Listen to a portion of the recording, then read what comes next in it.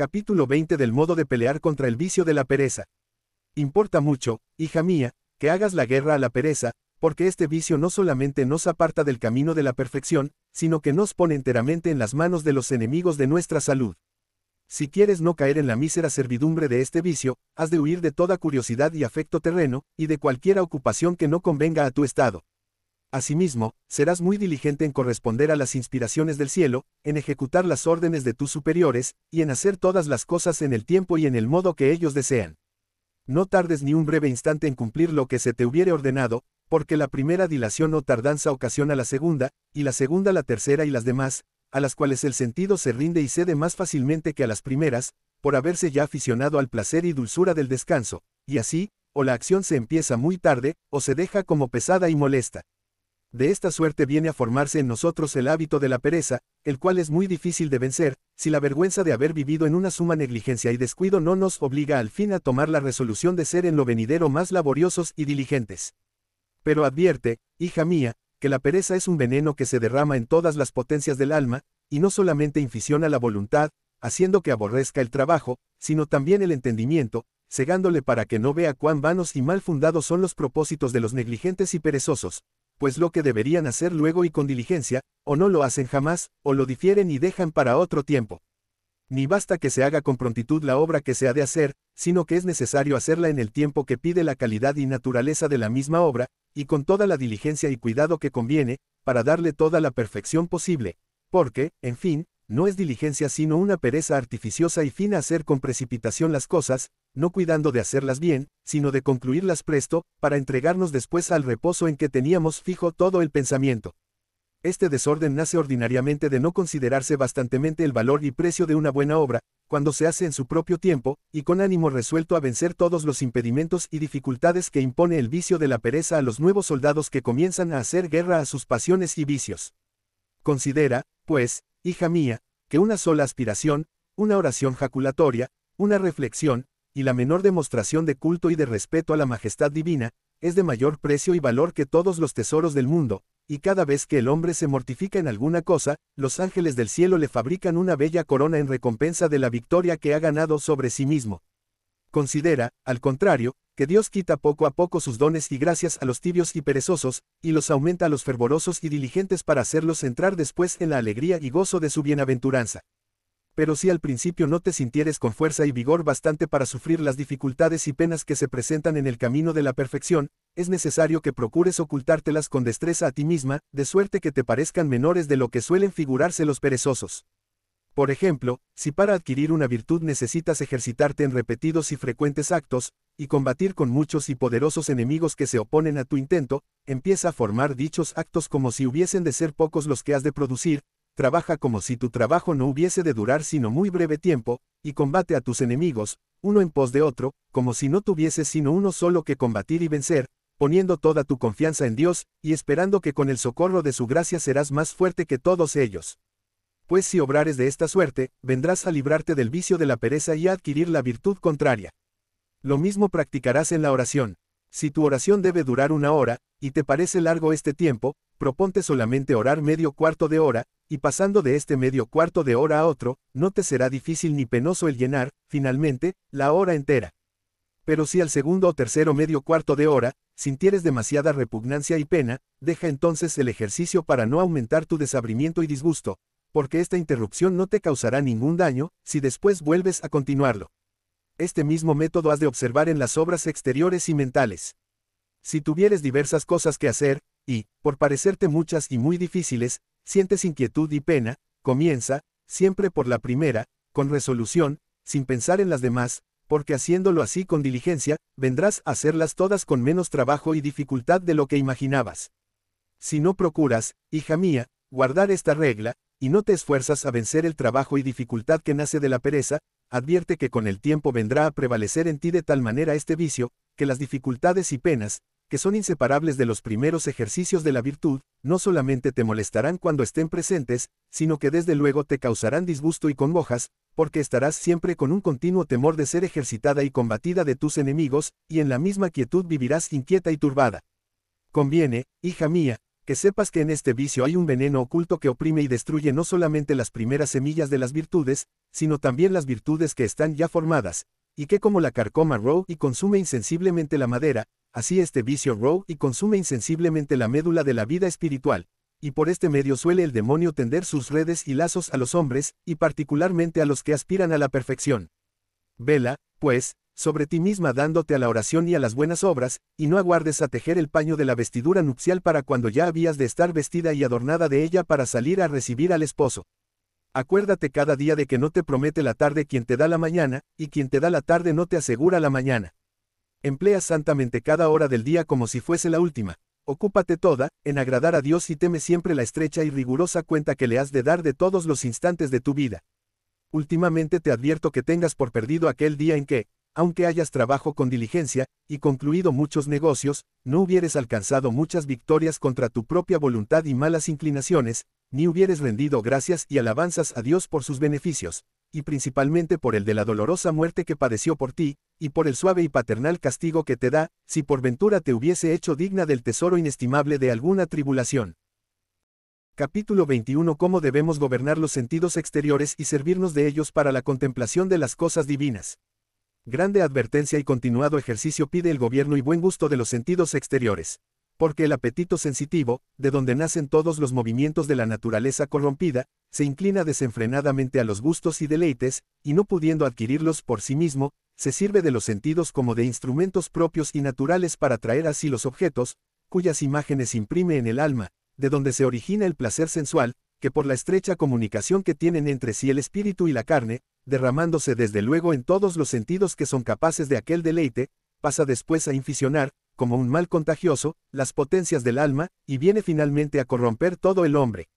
Los remedios con que podrás preservarte de un mal tan grave, son estos: estarás siempre advertida y sobre aviso de no dar mucha libertad a tus sentidos, y de no servirte de ellos para el deleite, sino solamente para algún buen fin, o por alguna necesidad o provecho, y si por ventura, sin que tú lo adviertas, se derramaren a vanos objetos para buscar algún falso deleite, recógelos luego y réglalos de suerte que se acostumbren a sacar de los mismos objetos grandes socorros para la perfección del alma, y no admitir otras especies que las que puedan ayudarla para elevarse por el conocimiento de las cosas creadas a la contemplación de las grandezas de Dios, la cual podrás practicar en esta forma: cuando se presentare a tus sentidos algún objeto agradable, no consideres lo que tiene de material, sino míralo con los ojos del alma, y si advirtieres o hallares en él alguna cosa que lisonjee y agrade a tus sentidos, considera que no la tiene de sí, sino que la ha recibido de Dios, que con su mano invisible lo ha creado, y le comunica toda la bondad y hermosura que en él admiras. Después te alegrarás de ver que este ser soberano e independiente, que es el único autor de tantas bellas cualidades que te hechizan en las criaturas, las contiene todas en sí mismo con eminencia, y que la más excelente de aquellas no es sino una sombra de sus infinitas perfecciones.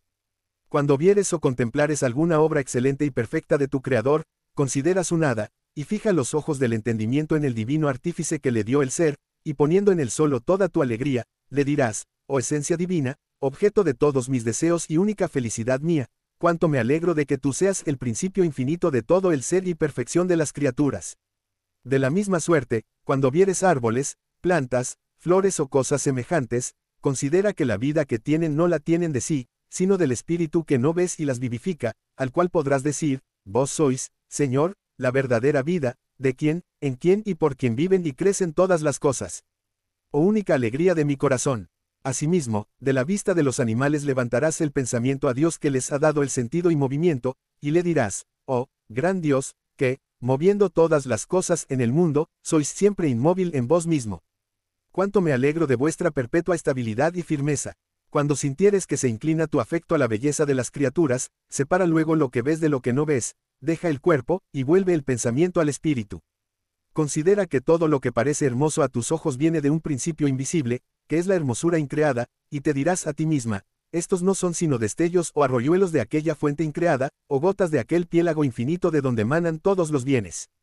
Oh cómo me alegro en lo íntimo del corazón pensando en la eterna belleza, que es origen y causa de todas las bellezas creadas. Cuando vieres alguna persona en quien resplandezca la bondad, la sabiduría, la justicia o alguna otra virtud, distingue igualmente lo que tiene de sí misma, de lo que ha recibido del cielo, y dirás a Dios: oh, riquísimo tesoro de todas las virtudes. Yo no puedo explicar la alegría que siento cuando considero que no hay algún bien que no proceda de vos, y que todas las perfecciones de las criaturas son nada en comparación de las vuestras. Yo os alabo y bendigo, Señor, por este y por todos los demás bienes que os habéis dignado comunicar a mi prójimo. Acordaos, Señor, de mi pobreza, y de la necesidad que tengo de tal y tal virtud. Cuando hicieres alguna cosa, considera que Dios es la primera causa de aquella obra, y que tú no eres sino un vil instrumento, y levantando el pensamiento a su divina majestad, le dirás, oh, soberano Señor del mundo.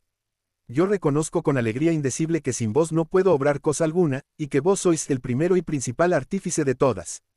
Cuando comieres alguna vianda que sea de tu gusto, harás esta reflexión, que solo el Creador es capaz de darle este gusto que encuentras, y que te es tan agradable, y poniendo en él solo todas tus delicias, te dirás a ti misma, alégrate, alma mía, de que, como fuera de Dios no hay verdadero ni sólido contento, así en solo Dios puedas verdaderamente deleitarte en todas las cosas.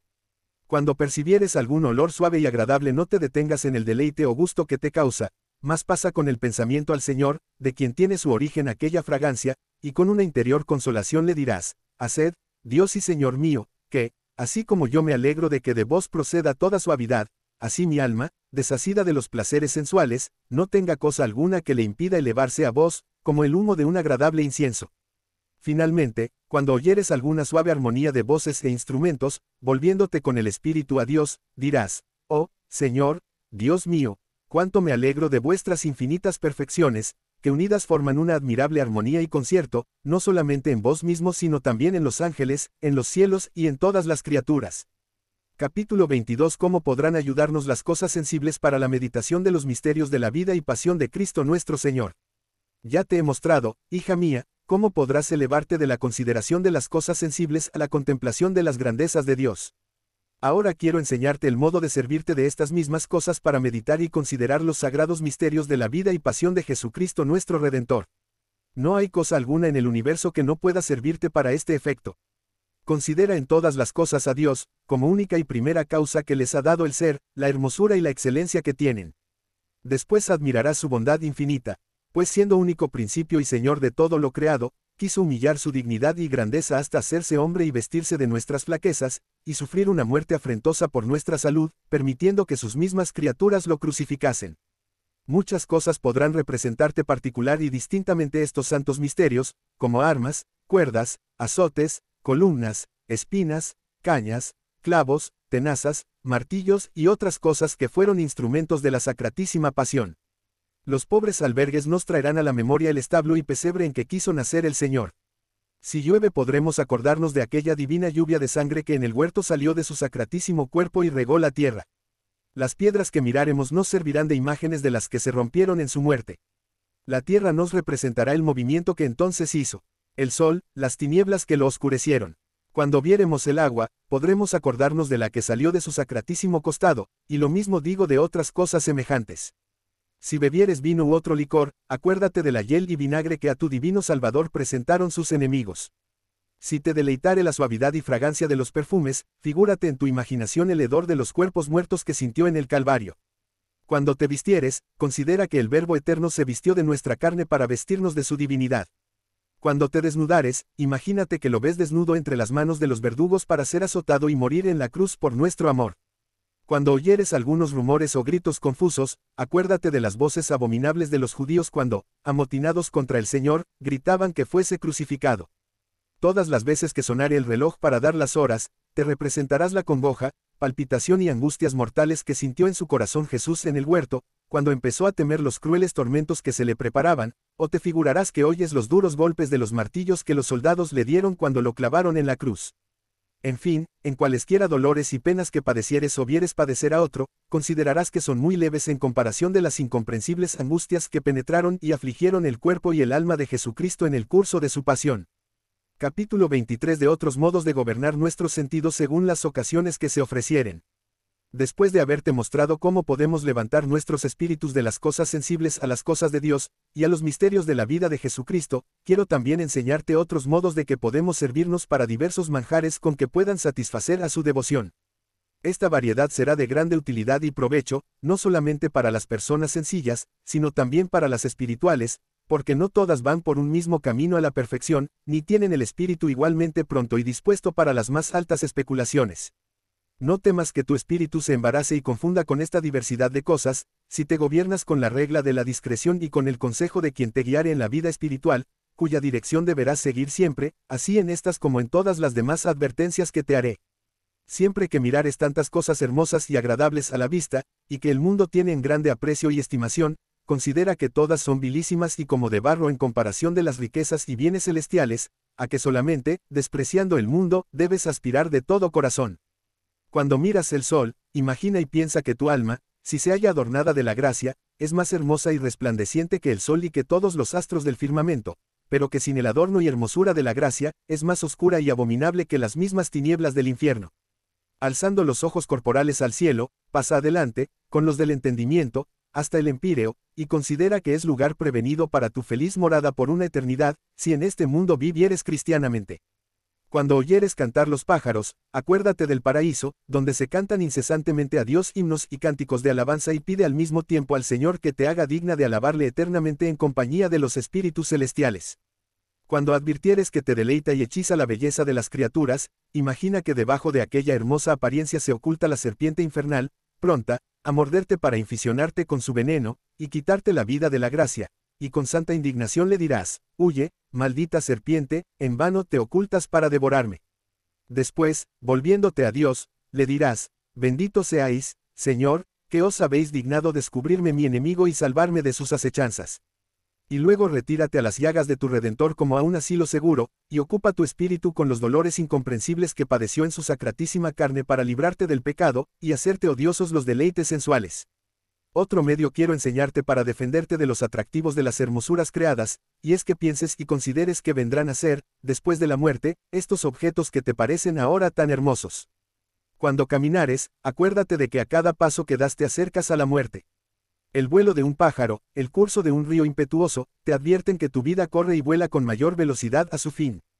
En la tempestad de vientos, relámpagos y truenos, acuérdate del tremendo día del juicio, y postrándote profundamente en la presencia de Dios, lo adorarás pidiéndole con humildad que te conceda gracia y tiempo para disponerte y prepararte, de suerte que puedas comparecer entonces con seguridad delante de su altísima majestad. En la variedad de accidentes a que está sujeta la vida humana, te ejercitarás de esta manera. Si, por ejemplo, te hallares oprimida de algún dolor o tristeza, si padecieres calor o frío o alguna otra incomodidad, levanta tu espíritu al Señor, y adora el orden inmutable de su providencia, que por tu bien ha dispuesto que en aquel tiempo padezcas aquella pena o trabajo, y reconociendo con alegría el amor tierno y paternal que te muestra, y la ocasión que te da de servirle en lo que más le agrada, dirás dentro de tu corazón, ahora se cumple verdaderamente en mí la voluntad de Dios, que tan benigna y amorosamente dispuso en su eternidad que yo padeciese esta mortificación.